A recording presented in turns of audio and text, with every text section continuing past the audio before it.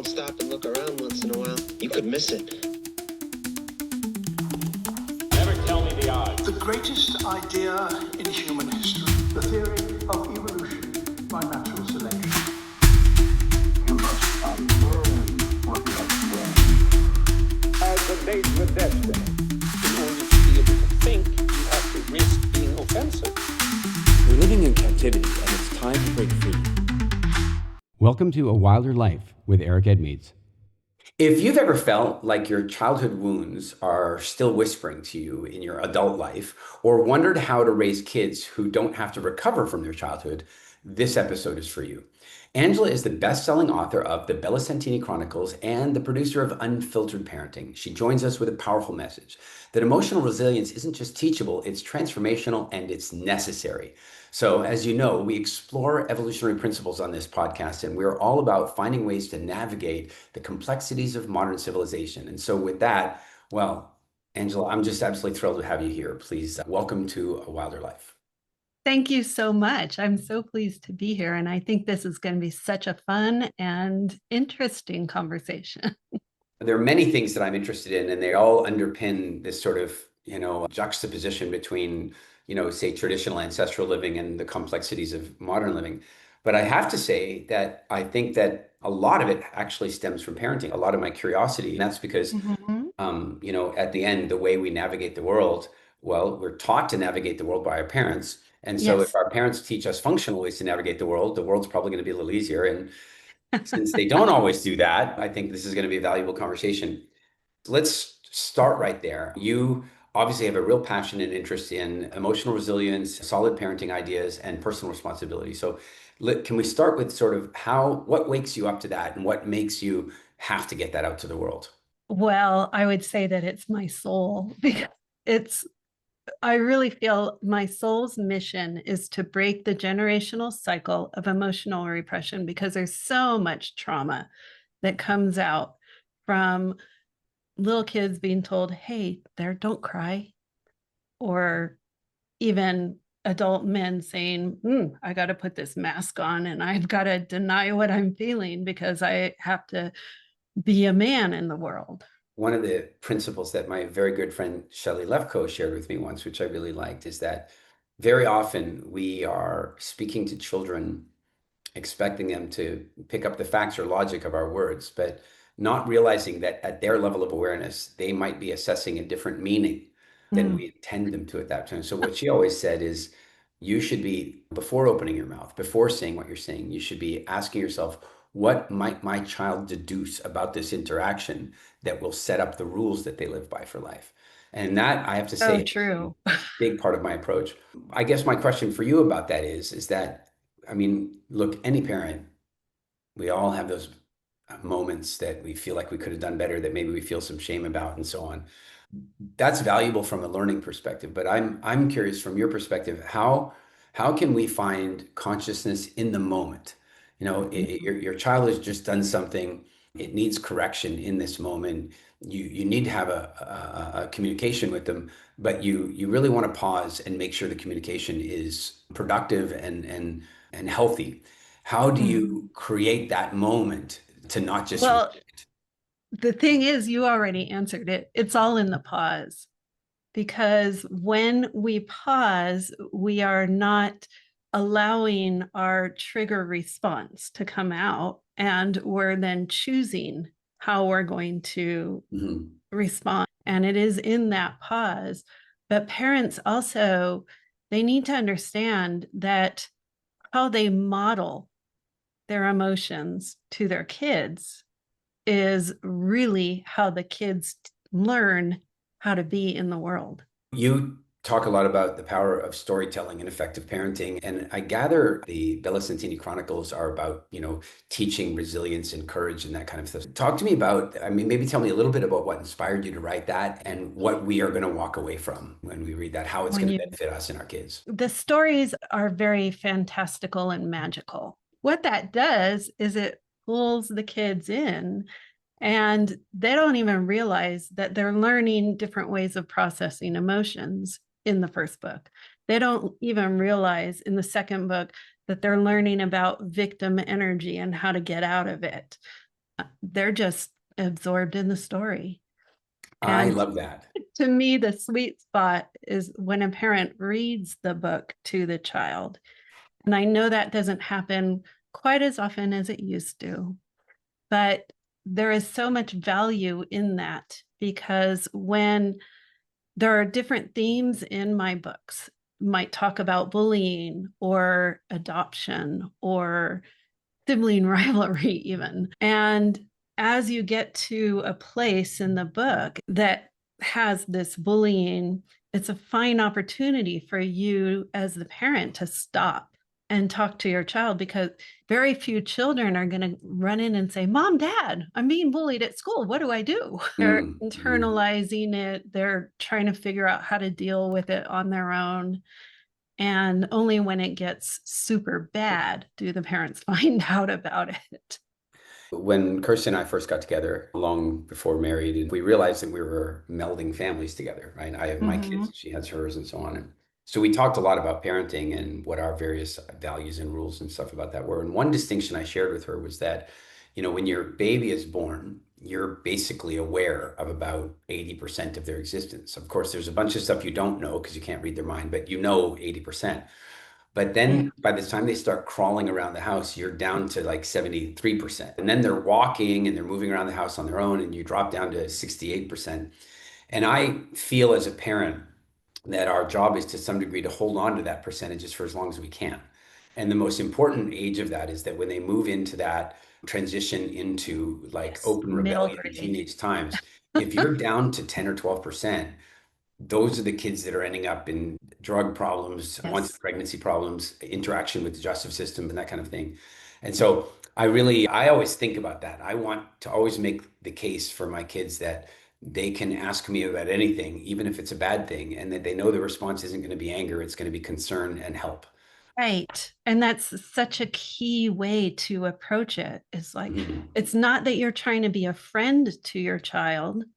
You're trying to guide your child and allow them to bring their stuff to you. Yeah. It makes such a difference, especially in those tween years. So it's funny thinking about storytelling. I realize, video games and social and stuff is, of course, a big challenge at the moment. The kids are to be on them all the time. So my little girl wants, she wants to play Roblox. And so, of course, I go and I research about Roblox, and then I go play it a little while so I can see what the world is like before I let her go see it. And I realized that controlled properly, I think I'm okay for her to play it. And I'm facing the uphill battle that all of her friends are playing it. So if I'm the one that says no, then I'm the one that she's going to rebel against, and then she's going to go find a way to play it anyway. So I do it in a supervised way, and I buy her Robux every now and again, and she gets to play it. But what I then did is wrote a book. And what I wrote a book is about a little girl, very much like Zoe, who is playing. She wakes up one day having fallen asleep playing Roblox, and she wakes up inside the game. Inside. Oh, that's fabulous. Yeah, she wakes up inside the game in one of the worlds. And when she gets there, she gets a little, digital icon friend, a little dragon. And that friend explains to her that you're in this game, and there's a distinction that you need to learn. There's an insight you need to have in order to move to the next world. And if you don't get that insight, you might be stuck in this world forever. You might never. What a great allegory for life. Isn't it cool, right? And so she goes through each world and has to have the insight. And as she has the insight, so there's an insight about sharing, and there's an insight about gossiping, and there's an insight about bullying. And as she goes through them, she gets to transition. But each time her little friend changes depending on the world she's in. Always purple, always rainbow colored, but it's a mouse in one and a dragon in another. And it says to her, like, hey, if you don't learn these insights fast enough, you'll be trapped. And all you'll ever do is play this game for the rest of your life. So I'm also building in this idea that real life is, of course, outside at the end. of that. Yeah. So it's funny. I'd totally forgotten that I'd written, that was about a year ago. And by the way, to your point, I read it to her. One chapter, one world every night. Beautiful. And now I think about it. She knows that I'm not a big fan of the video games. And she goes, Daddy, I didn't know you knew so much about Roblox. I really love it. Like it was like she saw that I'd taken an interest in her. So that was super cool. That is super cool. And that does lead into one of the teachings that I do about parenting. It's like, find out what your child is interested in and get involved. Yeah. It's so easy, and yet so many parents just like they're first off, there are so many just overwhelms and hustle and bustle that is involved in parenting. And So, Angela, let me ask you this. You talk about unfiltered parenting. I joke with my team sometimes that I might write a book on parenting, just for fun, and I've got other things to do. But here's my title, just so you know, just for fun. okay, I'm not a big fan of attachment parenting. I like the heart of it, the heart of the idea of it. I don't like the way it got deployed for most people. For me, I think it activated a lot of mom guilt and put a lot of pressure on I just in the way I saw it deployed. So I right. came up with the book title, Detachment Parenting: Why Suboptimal Parenting is Optimal. I've done a lot of study on different parenting styles, and I really like Diana Baumrin's study that shows authoritative parenting, which is perhaps a poor title for it, but authoritative parenting brings the best outcomes.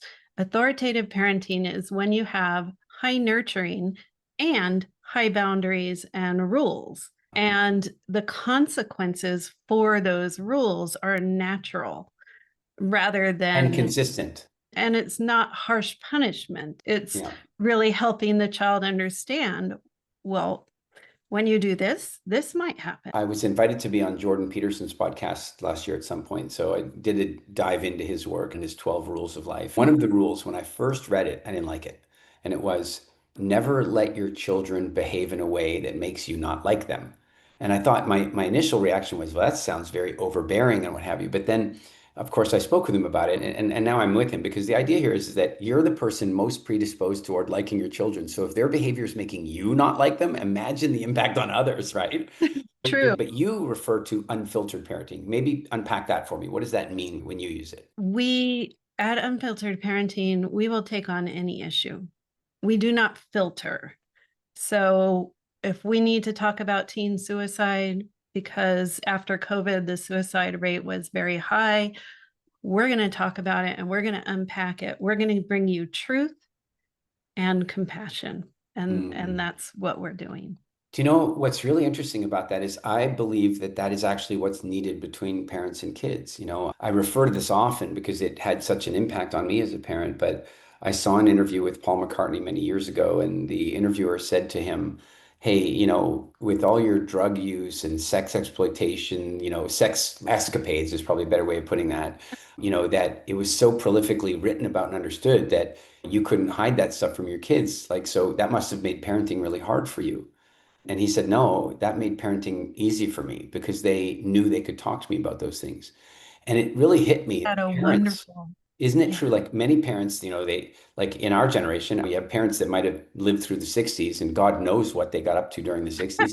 But if they hid it from you, then when the 90s came along and, we had various drug conversations, music conversations, sex conversations, if you felt like your parents had never been in that world, then how could you talk to them about it?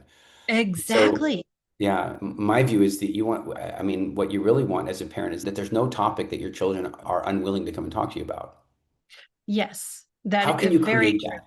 Because if you don't have that, where are your children going to get their advice? From their friends who don't Yeah, know, yeah. So From the it, internet. or the internet, which is Yeah, yeah. even a deeper hole than the friends. So Yeah. In your how do you work, I mean, build it? how would you encourage a parent to create that? Especially, by the way, because I will say this, I think I can navigate somebody through creating it as long as I get to work with that parent before the child is 11. I think I can navigate them. But if they've Yes. missed, there's a junction that I can address this later. But there's a sweet spot at 11 or 12. If you do the right thing, I think you can create it. But if you've missed that, if the kids are now 13, 14, 18, how can you reestablish that? So one of the things that I tell parents is when you're having a discussion with the child about whatever is in the child's life, you need to get off the parenting pedestal. And how you do that is by vulnerably sharing the events from your life. Because the situation is, the world today is so much different than the world you grew up in, the world I grew up in. So you cannot connect on what's happening unless the kids understand that you felt the way they did. So the circumstances are different from your world, from your childhood to their world, but the feelings, they're the same. So you say, oh my gosh, Johnny, when I was 15, I remember being rejected by that girl, and it broke my heart. I cried for days. I know what you're going through. Now the child, There's a marketing principle that if you can describe the problem better than the client can, they will automatically assume you have the solution. I think that you could apply that to some degree here because it takes a certain vulnerability as a parent to admit that you got super hungover at a party when you were a kid, or that you had an accidental pregnancy, or that you failed an exam. I mean, there's any number of these things that kids go through. And if they believe you've never experienced them, then how can they talk to you about them? So I think that's really, really valuable. I like that a lot. I go back to the thing that I mentioned Shelley Lefko earlier, a very good friend of mine. And she really when she said this thing to me about basically, kids don't understand sarcasm. And so they're always trying to assess a literal meaning. And one of my craziest examples of this, I remember it. I don't know how old, 7 or 8 or something. I was eating an apple and I started going to the bathroom. And so I walked into the bathroom, put the apple up on the shelf and did my business, flushed and washed my hands. Now, from my mom's perspective outside, all she hears is flush, door open, Eric and your walks out apple. eating an apple. And she's like, Eric, that's gross. And I go, what? She goes, it's not only gross, it's dangerous. And I said, what do you mean it's dangerous? And she goes, well, you can't, that's just dangerous. But she got, like parents, she got caught up. So I never got an answer to why it was dangerous because I would have assumed that she meant that, you got to wash your hands. But I mean, she knows I would do that. So that can't be it. Right. So is going to the bathroom dangerous or Exactly. Well, actually, I figured it out. I was about a week later because this question was on my mind. No kidding. I'm sitting in a fast food restaurant with some friends, and you're doing that silly game where if you block the top of the straw, then the liquid Yes. stays in the straw. And I suddenly realized if you block the top or the bottom or both, then the liquid stays in the straw. But if you open the top and the bottom at the same time, the liquid runs out. It became very clear to me that the danger was that if you swallow, you're opening the top of the straw. And if you poop at the same time, you're opening the bottom of the straw. Oh my goodness. And I was afraid I'm just going to fall right out of myself. I was like, oh my God, how could nobody tell me about this? I was like, this is frightening. I can't. And I would say this lasted for about 2 weeks or something. And then, somehow I was disavowed of this belief. But the point is, it's a little embarrassing, but the point is that it shows the way, I mean, that's how kids Right. think. That's how kids think. I decided probably at the age of 3 or 4 that I couldn't be angry in life because my father was burn the house down angry. And I just I'm not going to be like that guy. And that decision really led me to do the work that I do today because what I decided to do was repress anger.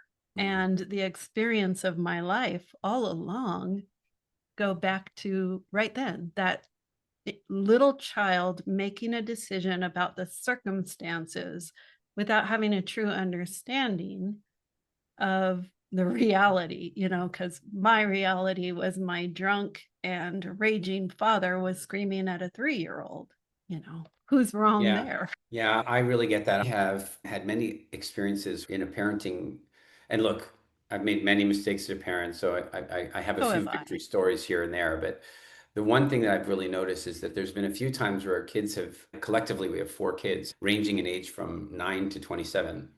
And so I've had a variety of parenting experiences. I've noticed a few times when things have happened that I can hear my father's voice echoing in the back. And that, it's like that's the autonomic response that I learned as a kid. I consider myself very grateful that I am able to intercept those patterns. and not say those things. I'm sure I've shared this story on the podcast before, but it's just too related. We were filming a bunch of content one day in my house and we stopped for lunch. My little girl, she's 4 or 5 at the time, goes inside to get a glass of water. We tell her to be careful because of the cameras and lights and everything else. 10 minutes later, I hear the mother of all smashing noises. And I'm Oh sure that boy. something's smashed and broken. I Usain Bolt my way into the house. And there is my little girl standing barefoot like I am. We're living in the Caribbean. Nobody wears shoes. And she's standing in a puddle of glass and water. And the reason she's standing on a puddle of glass and water with electric wires everywhere and what have you is that she'd gone and gotten one of our big Wild Fit branded water bottles. She'd filled it to the brim. This is like 2 liters of water, and it slipped from her fingers because she's only 4 or 5. And it slipped through her fingers and it hit the floor and it exploded, glass everywhere. And I kid you not, I heard my dad's voice back there, which I'm not even against the odd profanity when it's necessary, but it's too much profanity for me. But I'm just going to say it was basically like, what the hell were you thinking? Like, what the hell were you thinking? And I That's such a intercepted that thought. it's a Yeah. typical parent reaction to what happened. And talking to another adult, it might be a reasonable thing to say. Like, what the hell were you thinking? Right? Even Kid. think of the different energy, right? It's like to the adult, well, what the hell were you thinking? It's a question. Where with a kid, the parent comes out, what the hell were you thinking? It's a talking down, and I intercepted it, and I very softly said, "Baby girl, why did you use one of the big glass water bottles? Like, what happened there?" Which is a softer version of asking, "What were you thinking?" But then she goes, "Because Daddy, one glass wouldn't bring enough water for everybody." Oh, And now in that instant, I got goosebumps I all over my will. body. And I suddenly I'm thinking to myself, imagine I had yelled at her. Mhm. She was in a moment where she had taken initiative. She had shown compassion and desire to support others. It was a Service. contribution. And in that moment, I could have created a memory that says contribution creates pain. And Right there. luckily, I intercepted it, and she and I cleaned up the mess together, and everything worked out fine. So I am a It's a big fan shining of that. moment in your parenting, I have to say. That every now and again you get to do something you could stand on and be very look, many mistakes out there, but every now and again you can We land. all make, yeah, we all make mistakes, Yeah. and there's no use beating ourselves up about that. But with new understanding, we can change how we behave from here in the future. Yeah, absolutely. I want to go to emotional resilience, and you used a metaphor that your dad could be so, but what did you call it? Burn the house down, but angry. I believe, I'm sure it was a separate incident, but I think you guys went through one of the California fires. Well, I've actually had 2 fires in my life. When I was 5 years old, my house burned down, not because of my father. There was a different event that caused the house to burn down. It was a difficult time. It was in the 60s. I think it was 69. And nobody talked about emotions or expressing emotions. I got shipped off to someone's house for 2 months.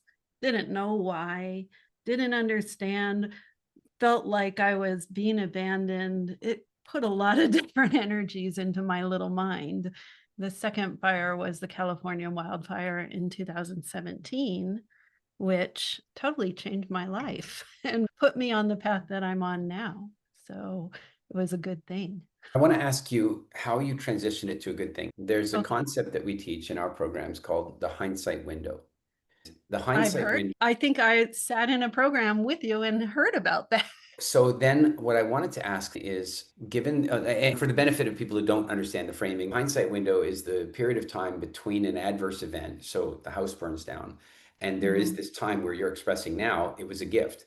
But I'm pretty certain there was a middle period where it wasn't a Oh, gift. yes. I'd say So about 8 months. Yeah. there you go. But listen, 8 months, I mean, to one person, that's an incredibly short window to close something like that. For some people will live with resentment about something like that for 25 years. So Well, how and how did you bring it to close? How did you get to the place where you could see it as a gift? I went into a dark night of the soul. I started questioning, like, why am I even here? What am I living the life I'm supposed to live? And the answer was a resounding no. So within, about 8 months after the fire, within the next 12 months, quit my government job. I divorced my former husband, who was emotionally abusive, and I moved to England. And that was just like this huge paradigm shift in my life that caused me to really examine why am I supposed to be here? So, yes, it took time. Sometimes those catastrophic events are what's needed for us to start asking the questions we won't ask when we're stuck in the busyness of life. And in the adrenaline of reaction and so on. I feel like the more quickly we can close those windows, and generally the better quality of life we have, both because frankly, those windows being open is unpleasant. It sure just is. it's just not nice to live in the resentment or Uncomfortable. the anger or the hurt or the victim. But then equally, it strikes me that the more windows you have open, the more things that you are still ungrateful for, the more things that you have resentment about in your past, the more fearful you are about what's coming. That's And very true. And what people don't realize is whatever resentment they're carrying is only hurting themselves because you think I'm resentful to my former husband because he was mean. You think that's holding resentment against him. But does he feel my resentment? Not necessarily. If I was maybe in the same room with him, he might. But since I'm across the country, probably not. I'll give you a little jaded version of that. I have an ex-partner who does feel the resentment and she likes it. Mm, Like it's like me being right. upset This is is actually something I what can she hold on to. exactly. It's a way to maintain the connection. And so I find that me living my best life and not living with resentment doesn't feed her. It Yes. gives me I don't know how to describe that, but you're absolutely right. First of all, generally they don't feel it. And secondly, for some of them, it's even their goal. So why give Yeah, that to them? people who hold on to resentment. This is like claiming the identity of I am resentful to you for what you did. That's living so deeply in victim energy until you can take responsibility, not for what happened, but for how you feel about the circumstances. You cannot get out of that victim energy. So it's like this is the second book of my chronicles goes into depth about what victim energy is. And it's pretty much anytime you point your finger and blame, you're giving your power away. There's also there's a crazy strange attraction thing about victim energy, and that is that I this is a horrible thing, but when we look at, say, violent crimes like, say, assault, mugging, sexual assault, and what have you, Mm-hmm. the people who perpetrate those crimes are predators and they are drawn to victim energy. Yes. And so the irony is somebody who's been mugged or assaulted once is actually more likely to be assaulted again because they now walk around with this victim With energy. that It's victim those people energy. recognize as Absolutely. I feel like the universe is one of those. And what I mean is that the universe is sitting there looking for people with victim energy to give them more shit to deal with. Your soul is hoping that you can get out of this victim energy. So your soul keeps attracting in these Yeah. different Yeah, but that's I'm not situations. saying the universe is doing it because the universe is mean. I'm saying the universe is doing it for you to evolve. Yeah. Exactly. I have this silly metaphor that I've used for years describing this to my kids. It's like you're on your way to life, from the non-life. You're on your way to life and you're on the bus, the spiritual bus that's taking you from the between lives. And on the bus driver goes, "Oh, Eric, you're going back again." Yeah. Now you remember, you won't remember all your other lives. No, I'm not going to remember. And so what are you here to learn? I feel like in my last lives, I just didn't fully understand betrayal. I want to try and understand betrayal. Okay, good. Now, is anybody else here on the bus willing to help Eric to understand betrayal? And this one Boom. soul raises their hand and go, "I'll show them." And then the bus driver says, "Now, are you willing to really do it? Because Eric's not looking for, Be hard. he's looking for a coach that'll really, you can't go easy on him." And the other one goes, "I'll do it. You know what I'll do? I'll betray him in business. I'll marry him and divorce him. Whatever the thing is, the lesson that you need to have. And you'll do it the best you can. You'll hurt him as much as you can until it doesn't hurt anymore." Ooh. And the person goes, "Yes, I'll do it." And then I turn to that person and go, "Oh my God, you must really love me that you're willing to give me everything that I need." And That's what I teach. there you go. That's resilience, I think. If you can find that, I can't always find it. Angela, I got to tell you, every now and again, I'm in the thick of it. And then I smile and go, oh, this is the soul contract. Thank you. I wish I could give you a high five. Exactly. It's hard when you're in it. And I didn't understand soul contract until after the fire, after I left the marriage. And you know JV Owen, yes? Yeah. Okay, so I was writing a chapter in her first compilation book, Ignite Your Life for Women. I My kind of chapter feel like was, Kirsty has one in there. I think she does. I think she does. I think she has a chapter.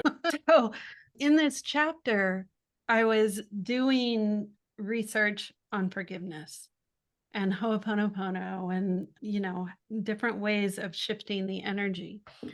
And I came across a blog that talked about soul contracts. And that was like expansion. Mm-hmm. And I all of a sudden realized for my former husband to take the role that he took had to be so hard for his soul. For my father to take the role that he took had to be so hard. And when you can step up into that soul contract level and see the truth of these two souls making this agreement, who has the harder part, the victim or the perpetrator? I can't say. Do you know, I think I can answer that. And I think it has to do with whether the victim gets the message. If the victim evolves, if the victim, who is not really a victim, the victim is the acolyte, the victim is the apprentice, Yes. the victim is learn something. And if the victim learns, then it's much harder on the teacher. And I have a tangible example of that. My dad passed away a little over a year ago, and we knew that he was going through the MAID program in Canada. So we knew the day and time that he was going. It was very challenging. He and I have had many conversations over the years about his alcoholism and how abusive he was when he was in the midst of his alcoholism and so on. And I know that he lived with very, very deep, guilt and pain about the way I grew up. And I, have already closed the window on those things in my life. I mean, not only closed the window, but like I am literally grateful for all of it, even Because the it most taught painful you. things. The stuff that I mean, if I look at the stuff that comes at me in my life today, I know that some of the things that I deal with on a day by day basis would break the average person. I know at the business level, I know. And I don't say that out of any arrogance. It's just that I went through the toughening with my dad. But even as he was, preparing to end his life, and here we are in the last 2 weeks, and he and I are having these deep, deep conversations. And in a sense, we're having a soul contract audit. We're having a real discussion about the roles that we're playing for each other. And even 30 hours before the end of his life, I'm really having a conversation with him about every aspect of it has been gold in my life. I'm grateful for Everett. He was literally the perfect father for the incredible life that I get to live today. Even hearing that from me, and I've been saying it to him in some form for years, the pain of what he did during those years, he could not easily recover from. I think you're absolutely right that it can often be harder on the perpetrator or trainer, in this Yes. case, than on the Yes. recipient. Well, because a soul is pure love. And when a soul agrees to come in and terrorize someone, that's really hard on the soul. And one of the deepest teachings I do is that hurt people hurt people. My understanding of the dynamics of his behavior was ripped wide open by my aunt, his sister, who said, "Oh, Jimmy, he was such a sensitive boy." And it was like, okay, he was born in 1925. It wasn't okay for boys to be sensitive then. And his father rejected him because he was sensitive. So he couldn't be who he was. He put on this mask of a tough, angry guy. And that's what I got to experience. The cast of characters that we end up dealing with in our lives is fascinating. No question It about it. is. And you can like track that generational trauma. His father on him on me.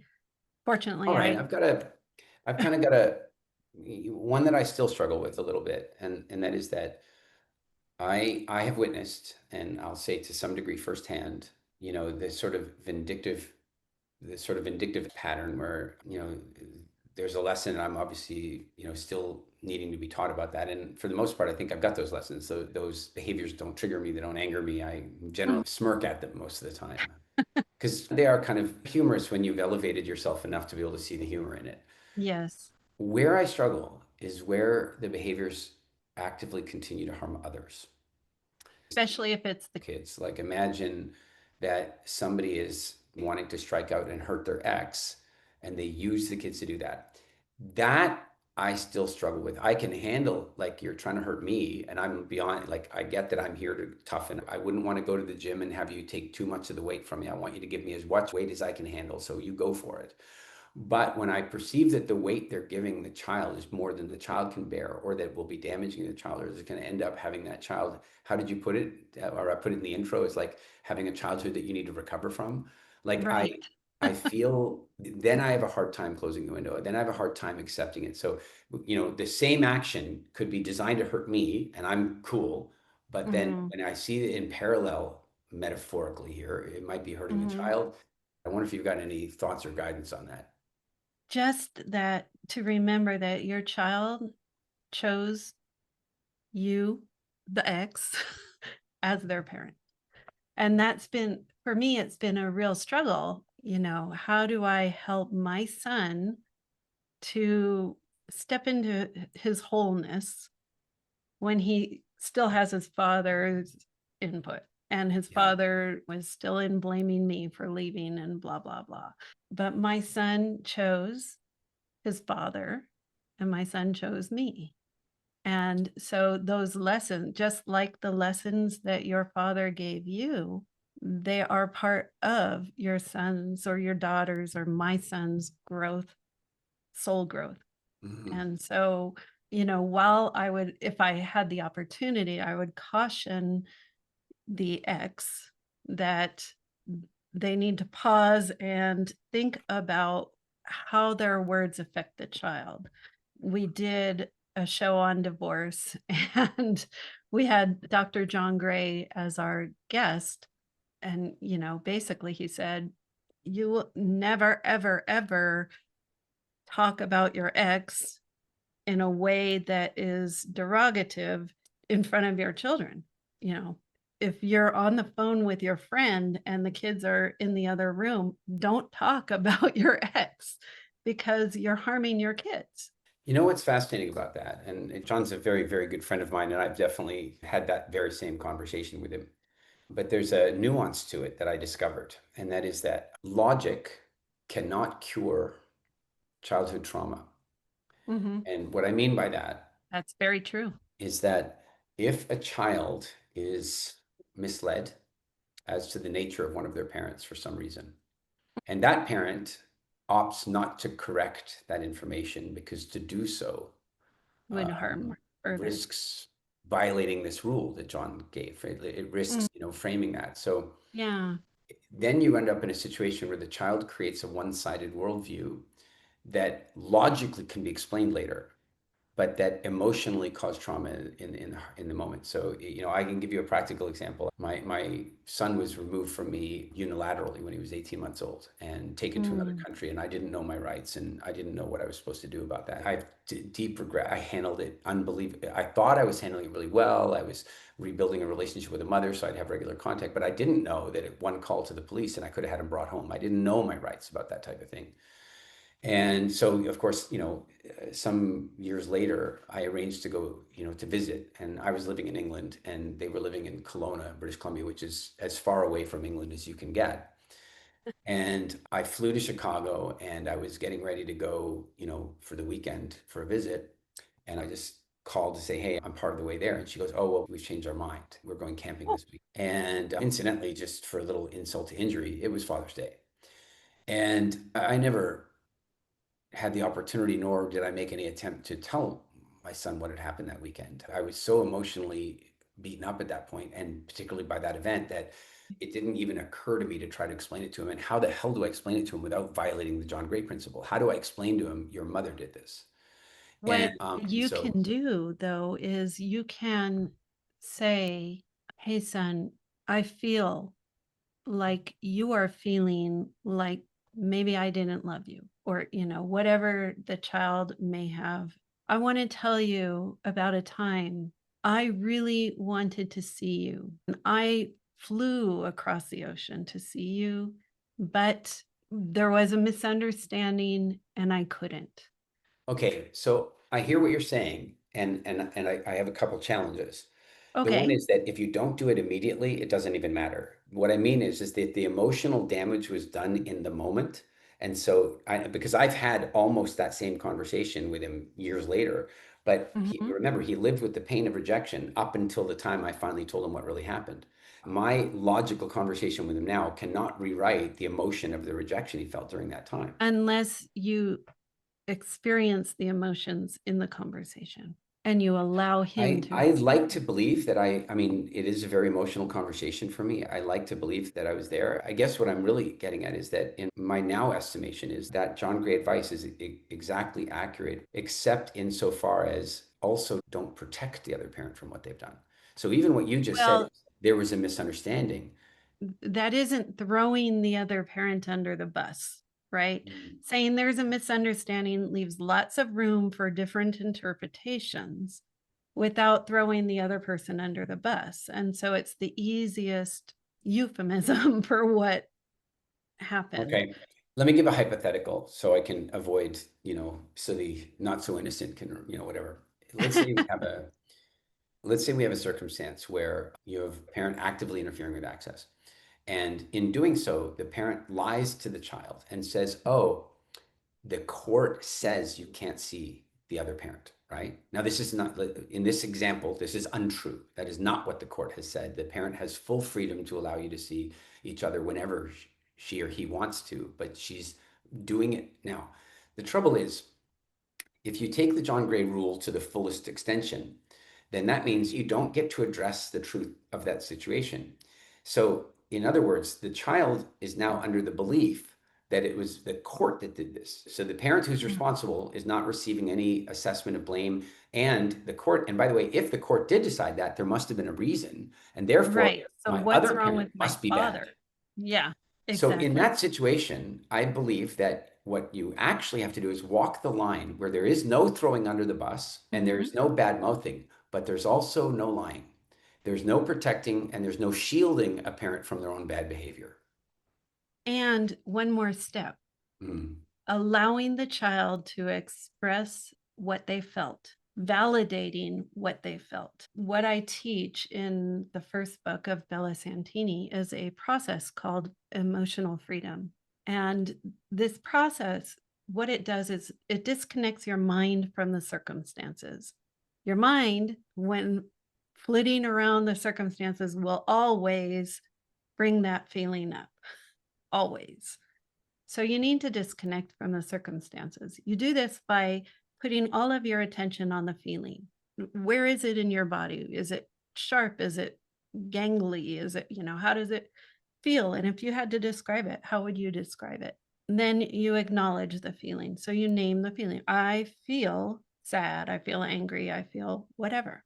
Last, you give yourself permission to feel it, because so many people were raised not allowing themselves to feel anything. mm, It's like, oh, it's okay for you to feel happy, but you better not feel anger, and you better not feel sad, and you better not feel grief. And it's like all of these emotions that are called negative are negative because we were told that they're difficult. They are difficult, but they're not impossible.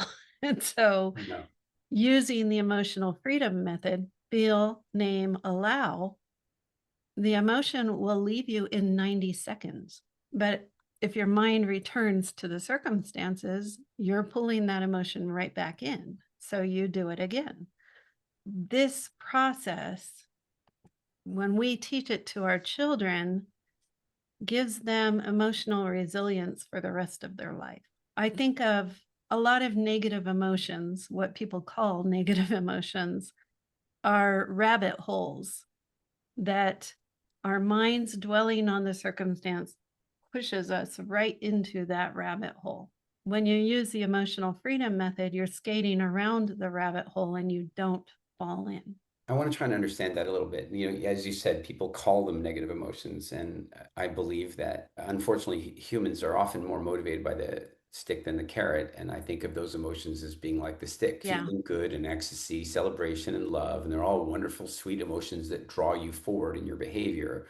But guilt and shame and resentment and hurt and all that kind of stuff are like sticks that are there to help you avoid things that were, you know, risking your social credit or risking ostracization or what have you. So I feel like the way I watch people and the way I've seen myself dealing with, say, an emotion like shame, is that mhm, I don't want to go into that emotion because it's unpleasant. And there's a million right. ways to avoid going into that emotion. There's food and there's Uh-huh. drugs and there's Netflix and And distractions. I mean, alcohol, gaming, and everything. exactly. Yeah, And I feel like most people feel like that those emotions are like it's like a one-way street leading to a cul-de-sac. If I go into that emotion, I'm never going to get out. that rabbit hole. Except I feel, and that's where I'm concerned about the metaphor, I'm accused, where I've made some of the biggest life upgrades in terms of personality and just feeling like I'm taking steps in the right direction. It's that I've been willing to go into that emotion and I've been Mhm. willing to associate to that emotion and really feel it and not disassociate from it and say, Jesus, I do not like this. The behavior that led to this has got to stop, you know, and then You I have pass through the something other side. there. Yeah. They talk about it's all about facing the emotion. And a lot of people, especially people like we both, you lived in England for a while, so did I, a very repressed society because, we're going to put on this face, we're not going to show what we feel, we're going to keep calm and carry on. Yeah. And for a society person raised in that society is like feeling, well, that's kind of scary. I don't want to do that. So they won't even bring up the courage to face that emotion. You, because probably because of the way you were raised, you had the courage to do it. But my work is in all those people who weren't prepared to look at, okay, there's this emotion. It's trying to tell me something, and I Mhm. need to learn this lesson, or I'm going to keep experiencing this. Yeah. One silly metaphor that I use is that emotions are like a team of horses, and you can be riding any one of them. And when you're riding joy, it's super fun and you don't even care Yes. where you're going. And when you're riding, you know, ecstasy, but when the minute you're riding anger, the horse has a purpose and it's going to take you somewhere and it's not easy to control. And so, you know, that doesn't mean it's a bad horse, but it's like you should really decide, is this the horse I should be riding right now? For example, no What a one's great metaphor. parenting while angry. Yes, so true. My team just got finished building a website for kids, bellasantini.com. And this website brings them deep into different states of being. So they can have an experience of what joy is, have an experience of what gratefulness is. And, there's different classrooms, different things that they can do. It's really important for us to be able to be present with our emotions. And I find in my soul growth that presence becomes more and more important. And so Yeah. if we can really teach kids, and the reason why I brought this up is because in the Whispering Woods part of that website, there's wisdom cards, and the kids can click on a deck, and there's the shadow cards. And so there's anger, there's shame, there's guilt, there's all kinds of what would be called negative emotions. But it's about teaching them that an emotion isn't negative, it isn't positive, it's energy. And how you deal with it can be negative or positive. So let's choose a positive way to deal with it. I like that. Harmony is not about making every note the same. It's about when differences blend into music and your body, heart, and spirit move as one. Yeah. And I have to say that very much fits with one of the metaphors I use about that is that the events of life are about a bunch of notes and that any one of them might be a little bit flat or heavily sharp. And by itself, it might feel that way. But when played properly as part of the full symphony and part of the chord that it's a member of, then it becomes, you know, music. And so I like that I drew that card today. I figure that every person who pulls a card from whatever deck they choose, it's going to be the perfect card for them for that day. It's like, tarot cards. You always get the card you're supposed There to. you go. Angela, it's been such a treat to spend some time with you today on a topic that I really think about a lot. And I think it's truly one of the most important topics in the world. I've spent a lot of time with hunter-gatherer tribes and watching the way they parent. And Mhm. I have to say that what I see in our world today is a bunch of coddled, over nurtured, and not enough authoritarianism, like not enough rule based stuff. And so now we have not very much resilience. And That's very true. uh, And I'm trying to change the tide. you It's know, like when, emotional intelligence. Oh, there it is. Yeah. yeah, I was sitting with these guys one day, and one of the kids, maybe 18 months old, is stumbling toward the fire. And I turned to Gasper, my buddy and guide, and I say to him, like, hey, that kid's walking to the fire. And he goes, yeah, I know. And I go, but they don't seem to know. And they go, they know. I'm pointing at the parents. And it's really hard to even know who the parents are because they're raising the kids pretty collectively. Mhm. The kid gets closer and closer to the fire, and I You're nearly like, lost this arm in the fire. I had to have skin taken from my legs and rebuilt onto my arm. Like, I know about pain, and goodness. I see this kid walking in the fire, and I'm in panic stations about it. The kid walks up, 18 months old, grabs a stick. I mean, I'll let my 9-year-old do this. Grabs a stick, stick it in the fire, and wave the fire around, and then put it back. The kid walked away. I'm like, geez, that kid really understands the fire. That's amazing. And he said, look at the kid's hands. And of course, I look at the hands, and there are little scar marks Hmm. because by the time it's 18 months, it has made a few mistakes already around the fire. And that's why it's so smart about the fire. That's why it knows about fire. Yeah. Now, I mean, we have to be a little more cautious in some respects because we have things like electric sockets and blenders that they don't have to worry about. But at the same time, they do have poisonous snakes and hyenas. There's a navigation in parenting where, Angela, I saw something that really shocked me the other day, and I then had to go read about it to see if it make sure it wasn't just some silly social media meme. But it turns out that a parent, when a child grows up without a father, and when you talked about that juxtaposition, authoritative parenting is the right combination of nurturing and authoritarianism. You have to have, structure and nurture. It turns out that if you grow up without a father, a child growing up with a father is significantly more likely to end up with, prison time, that kind of thing, drugs, pregnancies, all of that stuff goes up when there's no father in the home. What's really fascinating is the number for children that grow up with both parents are the same as for a child that grows up without a mother. They're the same. I suspect that part of what that is, it's not that we need the nurture and authoritarianism at the same time at every stage in equal proportions. My theory, and I'm no specialist, is that the nurturing is the higher need in the first 2 to 3 years, much higher need in those first 2 to 3 years. Higher. But then you get to 4 and 5 years old, and now the authoritarianism level has to come up where there is rule structure and so on. And if that's absent, you end up with I found that really fascinating. One of the free PDF downloads from my website is about the 4 different styles of parenting.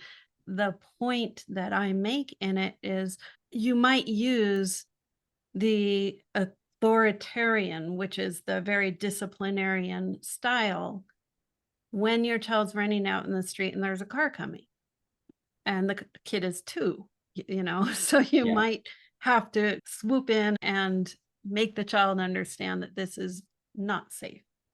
But the authoritative style, and it's not, this is why I don't like the different names of the parent, because there's authoritarian, which is discipline and very damaging.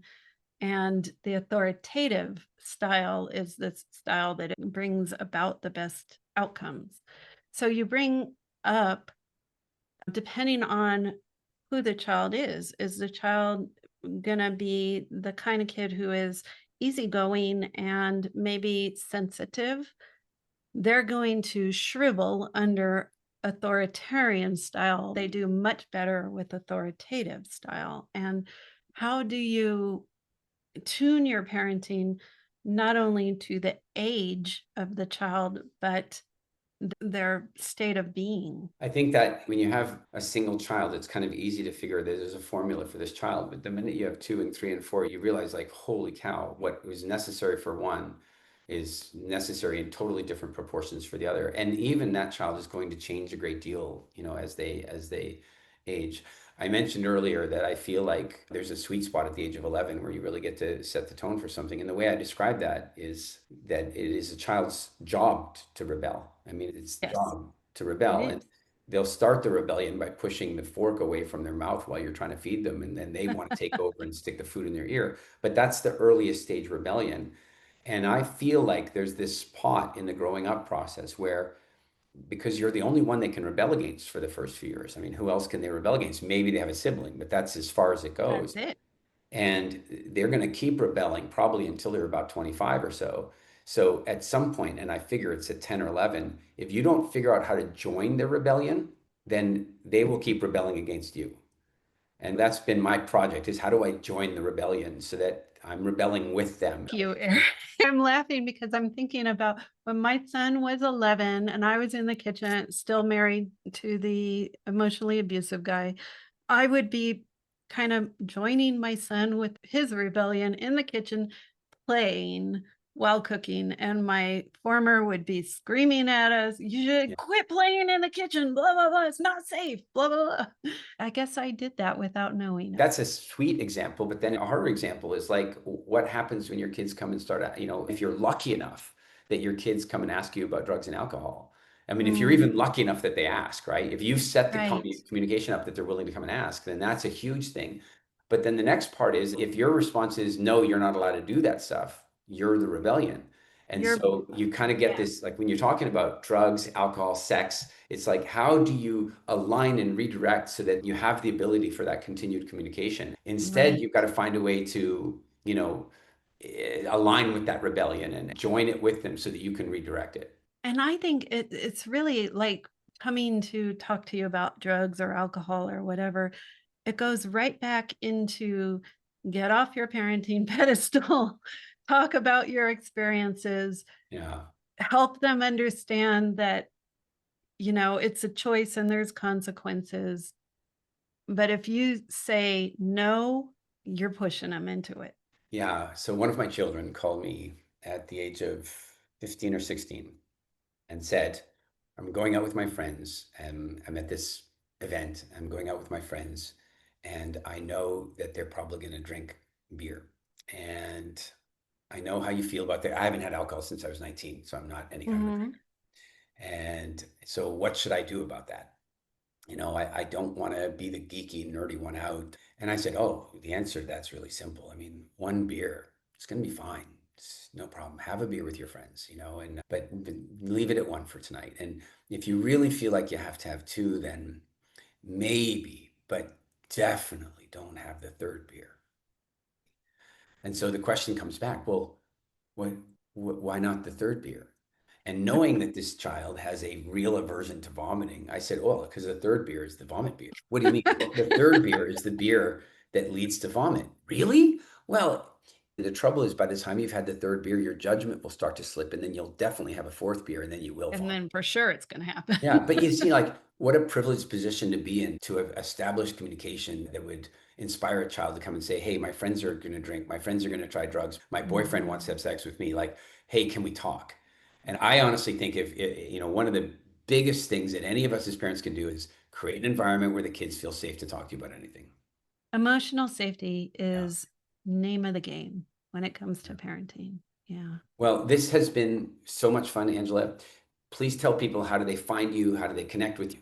Angela Legh, legh.com is where to find me. If you want to do a deep dive into emotions, my blog has so much richness about emotions that anyone can truly understand what the energy is happening in all these interactions. I think of my website, angelalegh.com, as for parents or teachers.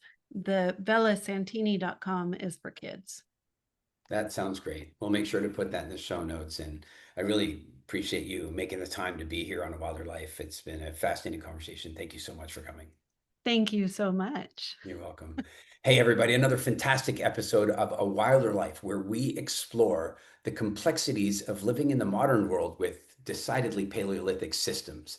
And as we navigate our emotions, as we navigate our parenting, we really have the opportunity to empower our children and their children, for that matter, to have a significantly better life experience than they might otherwise. So if this has been a good episode for you, if you have children, if you know children, if you are a parent, if you know a parent, share, like, comment, make sure that people get access to this episode. And I will see you on another episode of A Wilder Life. In the meantime, stay wild. I hope you've enjoyed this episode of A Wilder Life. Please leave a review and share it.